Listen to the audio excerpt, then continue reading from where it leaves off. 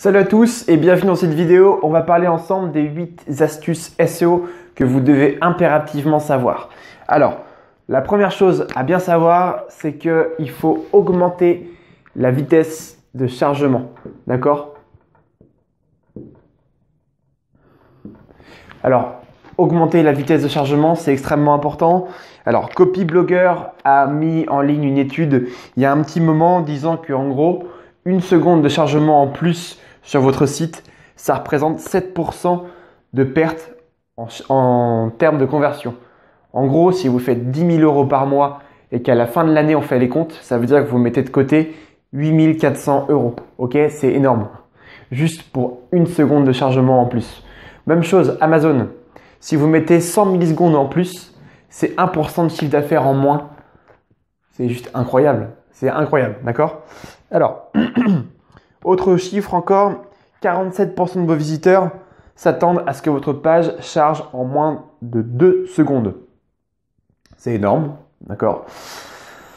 40% quittent votre page lorsque le temps de chargement est supérieur à 3 secondes. Vous imaginez juste pour le fait qu'il soit supérieur à 3 secondes?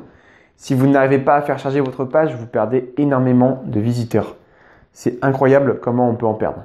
Alors, pour augmenter votre temps de chargement, pour augmenter la vitesse du temps de chargement, pour ça, il va falloir, première chose, simplifier votre design, rendez-le plus sobre, épurez-le, faites en sorte que votre page soit moins lourde, compressez également vos images.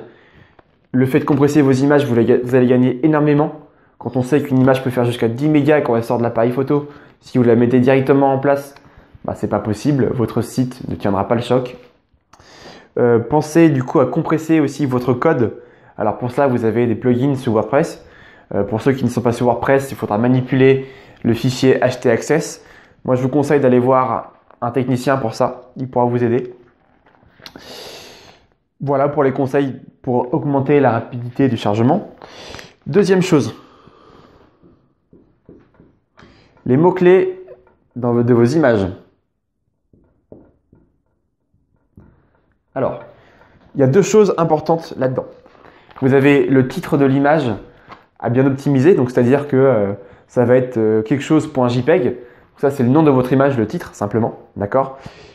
Attention à ne pas mettre n'importe quoi dedans. Si vous mettez DCI avec des numéros, alors qu'il vient juste de sortir votre appareil photo, vous allez avoir quelque chose qui est incompréhensible. Les moteurs de recherche ne savent pas lire une image. Donc, si vous leur mettez un contenu comme celui-là, ils ne comprendront pas. Moi, je vois ça, je ne comprends pas. Deuxième chose à bien comprendre, c'est la balise alternative. Alors, la balise alternative, c'est un contenu qui s'affiche lorsque le navigateur ne peut pas afficher l'image. Donc, c'est un contenu de remplacement. Il faudra être le plus clair possible. D'accord? Donc, décrivez concrètement l'image de ce que vous voyez. N'hésitez pas à mettre un mot-clé ou 2, mais pas plus. Si vous en mettez trop, ça ne fait pas naturel. Google le verra. Et là, on casse tout. Ce n'est pas utile. D'accord? Troisième chose, c'est mettre en place Google Analytics dès le début du site. C'est-à-dire que Google Analytics permet de voir un petit peu le trafic qu'il y a sur votre site, d'analyser votre trafic et de savoir où les gens vont, qu'est-ce qu'ils regardent, sur quoi ils cliquent. Sur quoi ils cliquent, ça va être un autre logiciel. Ça, c'est pas spécialement ce dont on va parler. En gros, c'est vraiment les pages qu'ils vont voir, le temps qu'ils passent sur vos pages. Et ça vous donne des indications aussi sur qui ils sont, ce qu'ils utilisent comme matériel pour venir vous voir. Est-ce que c'est plus du mobile, de l'ordinateur? Enfin bref, plein d'informations qui vous permettent d'agir en conséquence de ces stats en fait. Si par exemple, vous avez un taux de rebond qui est à 100% sur une page, qui a plein de visites, peut-être qu'il y a une erreur sur la page, peut-être qu'il faut aller voir la page, voir ce qui ne va pas, d'accord? Donc, Google Analytics, dès le début, il suffit juste de mettre un code dans votre CMS ou bien sur chacune de vos pages si vous n'êtes pas sur un CMS. Et c'est quelque chose de très simple et ça permet d'avoir des trucs beaucoup plus optimisés en termes de web marketing, on va dire. Alors, une fois que ça c'est bon, Google Analytics, on passe au fait écrire pour l'homme. Alors, qu'est-ce que j'entends par là? Forcément, on écrit pour un humain. Bah oui, mais bon. Le problème, c'est que Tout le monde n'écrit pas forcément pour les humains. Certains vont écrire pour les moteurs de recherche. Si vous faites ça, vous allez perdre vos humains déjà de 1. Et de 2, les moteurs de recherche le verront et n'aiment pas ça. Les moteurs de recherche veulent que vous écrivez pour les humains, pour vos prospects, pour vos clients. Et en plus de ça, c'est pas les robots qui ont une carte de crédit, hein. C'est bien vos clients. Les robots, c'est pas eux vos clients. C'est pas eux qui ramènent l'argent. C'est bien les gens qui lisent votre contenu. Okay. Donc écrivez pour vos lecteurs. Ne mettez pas trop de fois votre mot-clé. Ne suroptimisez pas votre contenu. N'allez pas abuser. D'accord? Restez naturel. Alors ensuite, optimisez vos métadescriptions. Alors ça, c'est très important. Alors, il y a tout un engouement de la part des référenceurs sur ça. Et pourtant, si je vous dis que le contenu n'a strictement aucun effet sur vos positions. Oui, effectivement, le contenu n'a strictement aucun effet sur vos positions. De manière directe. Cependant, la métadescription va jouer sur une chose.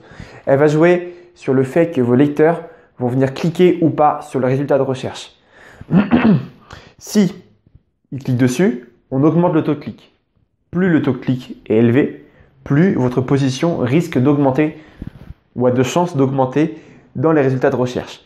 Donc, optimisez bien vos métadescriptions, environ 130 à 156 caractères, pas plus, pas moins. Restez bien dans ces clous-là. Mettez des verbes tournés vers l'action et donnez envie à vos lecteurs de venir dessus. Okay? C'est extrêmement important. Petit conseil, donnez un bénéfice ou une solution à la lecture de votre article. Ça marche très bien. Okay? On passe maintenant au 6e. Alors, je crois que je vais être un peu court. Non, ça va aller. D'accord. Donc 6e. Lier ces pages les unes entre les autres. D'accord? Alors, je mets des descriptions, c'est pour aller plus vite, hein. En gros, le but, c'est que si vous liez une page avec une autre, vous allez augmenter l'expérience utilisateur. C'est-à-dire qu'en gros, votre lecteur lit une page. S'il lit juste une page et qu'il part, il aura lu la page, il aura peut-être aimé le contenu, peut-être pas. Il va peut-être partir. Avec un peu de chance, il restera. Mais si vous mettez des liens dans votre texte qui lie vers d'autres pages différentes, le lecteur va aller peut-être voir chacune de ces pages-là pour augmenter son expérience, pour augmenter le savoir qu'il va en tirer. Et du coup, vous avez beaucoup plus de chances de lui montrer tout ce que vous connaissez, tout ce que vous savez, et du coup, de le convertir. Ok? Donc, faites des liens. Et en plus de ça, il faut savoir une chose, c'est que vous allez distribuer, entre guillemets, votre autorité. Si une page est classée ici, et que vous avez une petite page qui est classée ici, on va dire, et en gros, cette grande page-là va donner ce qu'on appelle du jus de lien à cette petite page-là, et ça va lui permettre de remonter un peu dans les résultats de recherche. Donc comme ça, si vous distribuez tout bien votre jus de lien, vous allez pouvoir faire augmenter l'ensemble de vos pages dans les résultats de recherche. Très bien. Maintenant, faire lier à des influenceurs.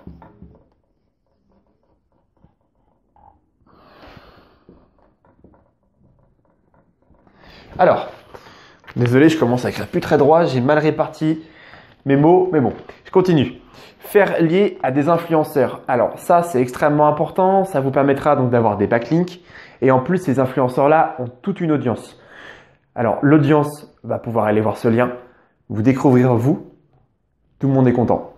Vous avez un backlink depuis un site à haute autorité et en plus de ça, vous allez avoir tout un auditoire, j'ai envie de dire, tous les visiteurs de ce site qui vont venir vers vous. Enfin, quand je dis tous. Ceux qui lisent, ceux qui sont curieux, c'est quand même une grosse partie lorsque vous n'êtes pas connu. Donc pour ça, 2 choses. Alors, contactez des sites directement par email pour avoir des backlinks.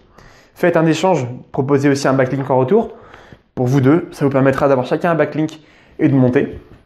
Proposez ça, ça peut être intéressant. Ou bien, contactez des influenceurs pour écrire un article pour eux dans lequel vous mettez un lien vers votre site. Ce lien doit être impérativement placé dans le contenu textuel. Ne le mettez pas dans les signatures, ne le mettez pas ailleurs que dans le texte, d'accord? Donc, envoyez des emails pour avoir des backlinks et demandez à faire un article invité. Vous allez créer du trafic sur le site de la personne grâce à cet article-là. Peut-être que cette personne-là n'a pas envie d'écrire un article pour la journée en question et que du coup, il serait bien content d'avoir quelqu'un qui écrive un article pour lui. Vous allez profiter des lecteurs. Les lecteurs vont vouloir peut-être vous connaître et donc du coup, vous allez pouvoir augmenter le nombre de gens qui viendraient potentiellement sur votre site. Dernier conseil, après je vous laisse. Alors, écrire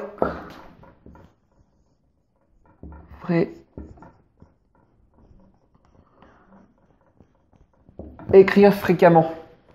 Pensez à faire du contenu le plus souvent possible. Mettez à jour votre site. Publiez souvent. Google adore tout ce qui est frais, tout ce qui est nouveau. Ça, Google, il adore. Plus votre site est entretenu et mis à jour, plus Google se dira « Ok, le site est vivant.